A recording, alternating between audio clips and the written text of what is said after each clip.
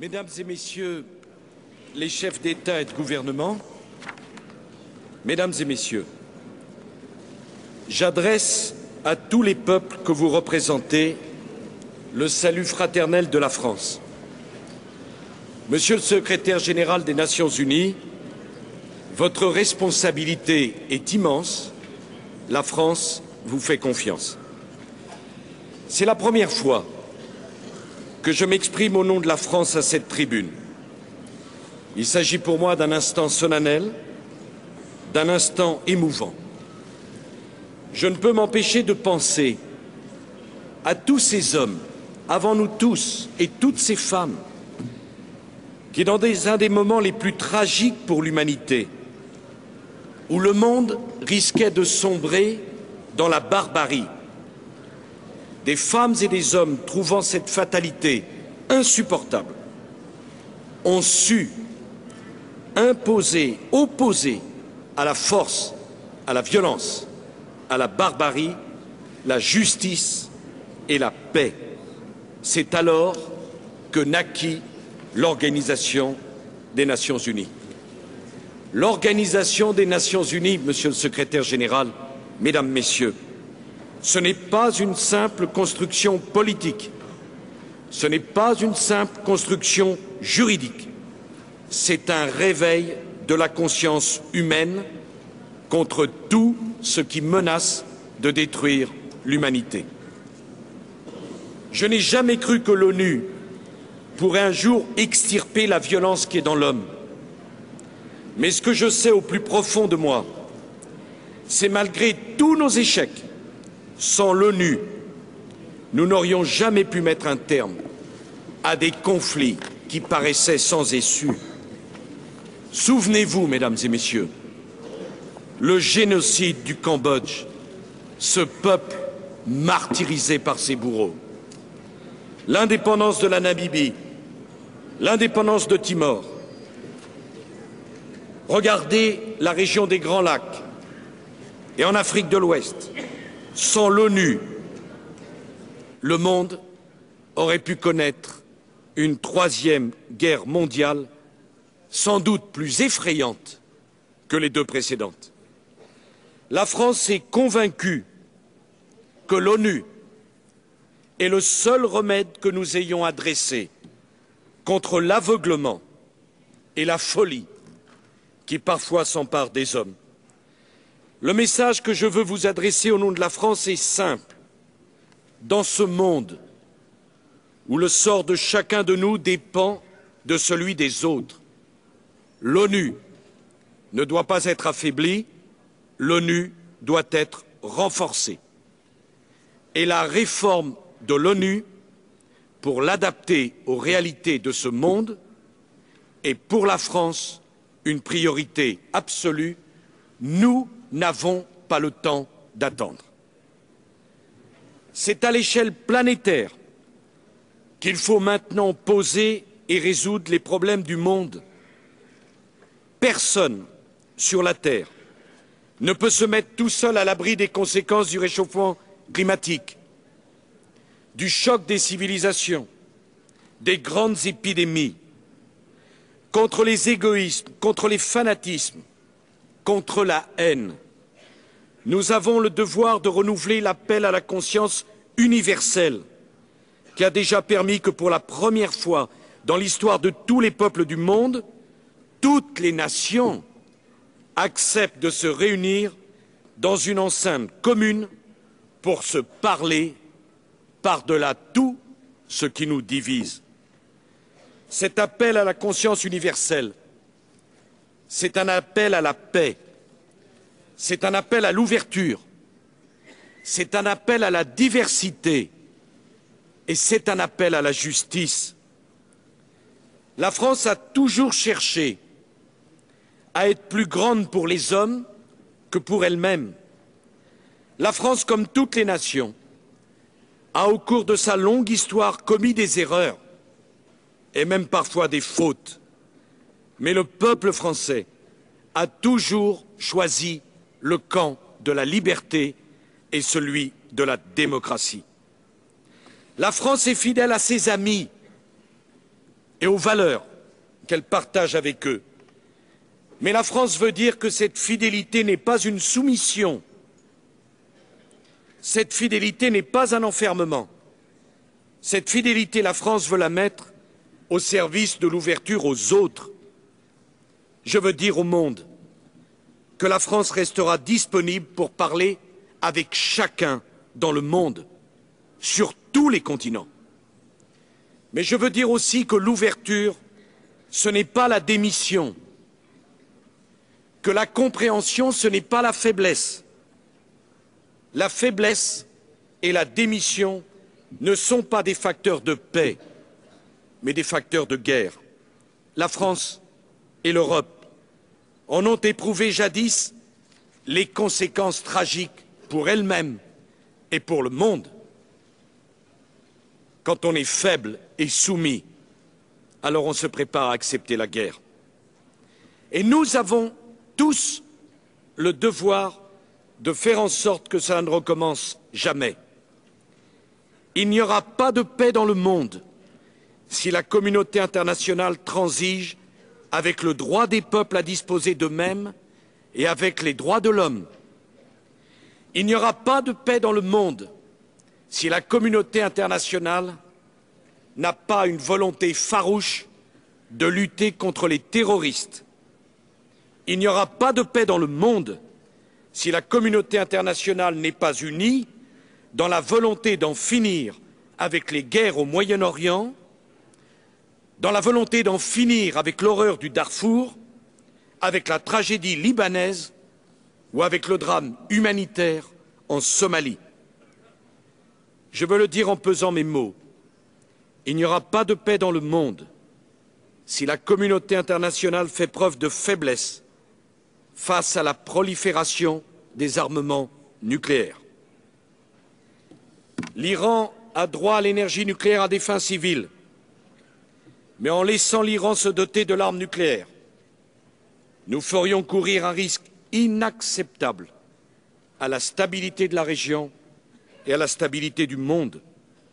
Je veux dire au nom de la France que cette crise ne sera résolue que si la fermeté et le dialogue vont de pair. C'est dans cet esprit que la France agira. Je veux dire au nom de la France qu'à la volonté de puissance qui sans cesse menace de rompre l'équilibre si fragile de la paix, la communauté internationale a le devoir d'opposer son unité sans faille et sa détermination à faire prévaloir le droit. Je veux dire au nom de la France qu'il n'y aura pas de paix dans le monde sans le respect de la diversité, sans le respect des identités nationales, sans le respect, j'ose le mot, des religions et des croyances, sans le respect des cultures. L'attachement à sa foi, à son identité, à sa langue, à sa culture, à une façon de vivre, de penser, de croire, c'est légitime et c'est profondément humain. Le nier, c'est nourrir l'humiliation. Ce serait donner raison au nationalisme, au fanatisme, au terrorisme. On n'évitera pas le choc des civilisations en imposant à tous les peuples de penser et de croire la même chose. La France entend poursuivre avec tous les hommes de bonne volonté le combat pour construire le nouvel ordre mondial du XXIe siècle. Nous voulons un Liban qui puisse vivre indépendant. Et nous disons, la France sera toujours aux côtés du Liban dans sa volonté d'indépendance. Nous voulons que demain, Israéliens et Palestiniens trouvent en eux-mêmes la force de vivre en paix. La paix est possible.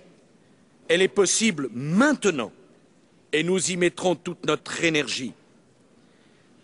Nous voulons la coexistence pacifique des grandes religions pour vaincre les intégrismes et les fanatiques.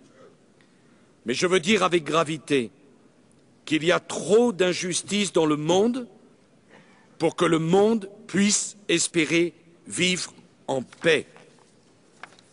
Les fondateurs de l'ONU savait qu'on lit l'avenir du monde dans le regard de l'enfant martyrisé, de l'enfant qui a faim, de l'enfant qui voit ses parents humiliés, de l'enfant qui depuis sa naissance n'a connu que la guerre, de l'enfant qu'on a arraché à sa maison, à sa patrie, à sa famille. Parce que dans ce regard désespéré de cet enfant-là, il n'y a pas simplement de la souffrance, il y a toutes les guerres et toutes les révoltes qui demain ensanglanteront le monde. Regardons le monde tel qu'il est. Regardons ce que nous en avons fait. Avons-nous assez voulu que notre monde devienne plus juste? La réponse c'est non. Avons-nous assez agi pour parvenir à cette justice? La réponse c'est non. Lorsque le mur de Berlin est tombé, nous avons tous rêvé que l'histoire cesserait d'être tragique. Regardons notre monde tel qu'il est, afin de le rendre meilleur. Jugeons notre monde à l'aune de la justice. La justice, c'est que les Palestiniens retrouvent un pays et construisent un État. La justice, c'est que le peuple israélien ait le droit de vivre en sécurité. La justice, c'est que le peuple libanais retrouve sa liberté. La justice, c'est que le peuple irakien, dans sa diversité, trouve en lui-même le chemin de la réconciliation et le chemin de la démocratie. La justice, c'est que le pays en développement auquel on voudrait imposer des règles environnementales alors que les habitants ont à peine de quoi manger, soit aidé pour les mettre en place. La justice, c'est qu'on ne puisse pas exploiter les ressources d'un pays sans en payer le juste prix. Regardons notre monde en face. Jamais il n'y a eu autant de phénomènes de rente qui concentrent autant de profits sur quelques grands groupes. Il y a dans le monde, et jusque dans les pays les plus riches, une multitude d'hommes et de femmes qui n'ont même plus l'espoir de sortir un jour de leur détresse matérielle et morale. Alors pour terminer, je veux m'adresser à la conscience de tous ceux qui ont une responsabilité dans la conduite des affaires du monde. Parce que si nous ne le faisons pas, les pauvres et les exploités se révolteront un jour contre l'injustice qui leur est faite. C'est un nouvel état d'esprit dont le monde a besoin. C'est un véritable New Deal à l'échelle planétaire qui est nécessaire. Un New Deal écologique et économique. Au nom de la France, j'appelle tous les États à se réunir pour fonder le nouvel ordre mondial du XXIe siècle sur cette idée forte que les biens communs de l'humanité doivent être placés sous la responsabilité de l'humanité tout entière. Au nom de la France, je lance un appel solennel aux Nations Unies pour que dans ce siècle marqué par le retour de la rareté, elles se donnent les moyens d'assurer à tous les hommes à travers le monde l'accès aux ressources vitales de l'eau, de l'énergie, de l'alimentation, des médicaments et de la connaissance. Je lance un appel solennel aux Nations Unies pour qu'elles prennent en main la question d'une plus juste répartition des profits, de la rente des matières premières, des rentes technologiques. Je lance un appel solennel aux Nations Unies pour qu'elles prennent en main la moralisation du capitalisme financier. Je lance un appel aux Nations Unies pour aller plus loin dans la lutte contre la corruption qui mine des pays qui souffrent et qui sont trop pauvres. Mesdames et messieurs, il faut que les choses changent, que les mentalités changent, que les comportements changent. C'est notre responsabilité. C'est notre responsabilité maintenant, parce que demain, il sera trop tard. Sinon, nous verrons ressurgir toutes les menaces que les hommes de l'après-guerre croyaient avoir conjurées. Ne prenons pas ce risque à la légère. Peuples du monde, ensemble, nous pouvons construire un avenir meilleur pour tous les hommes. Il ne dépend que de nous de notre capacité à être fidèles aux valeurs au nom desquelles nous sommes réunis ici aujourd'hui. Vous l'avez compris, la France pense que nous n'avons plus le temps d'attendre. La France demande l'action, la France encourage l'action, la France sera au rendez-vous de l'action au service de la paix dans le monde. Je vous remercie.